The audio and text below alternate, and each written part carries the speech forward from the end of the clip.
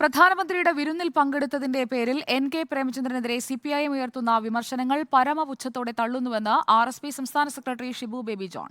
ഒരു പുതിയ നാടകത്തിന്റെ അരങ്ങേറ്റത്തിനാണ് ശ്രമിക്കുന്നത്. പൊട്ടിയ പടം വീണ്ടും ഇറക്കാനാണ് സിപിഐഎമ്മിന്റെ ശ്രമമെന്നും ഷിബു ബേബി ജോൺ പരിഹസിച്ചു.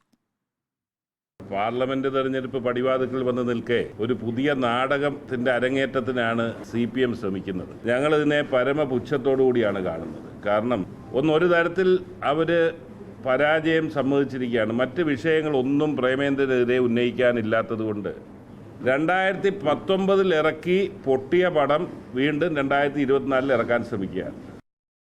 വിവരങ്ങൾ ദിലീപ് ദേവസി നൽകും. ദിലീപ്, ആർ.എസ്.പിയുടെ ഔദ്യോഗികമായ ഒരു വിശദീകരണം ഇങ്ങനെയാണോ?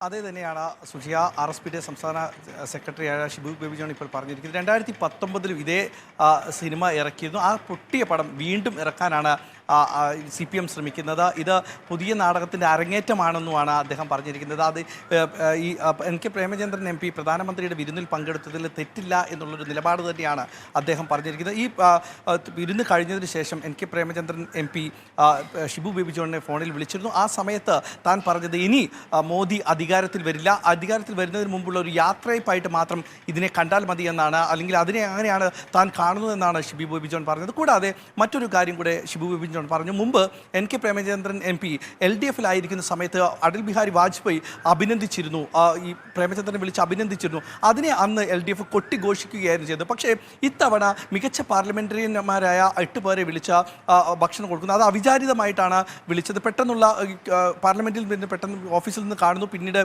ഭക്ഷണം കഴിക്കാൻ വിളിക്കുന്നു. ഈ സമയത്ത് പ്രധാനമന്ത്രി എന്തിനാണ് വിളിക്കുന്നത് എന്നറിയാൻ പ്രേമചന്ദ്രൻ കവടി ഒന്നും കൊണ്ടുപോയിട്ടില്ലായിരുന്നു.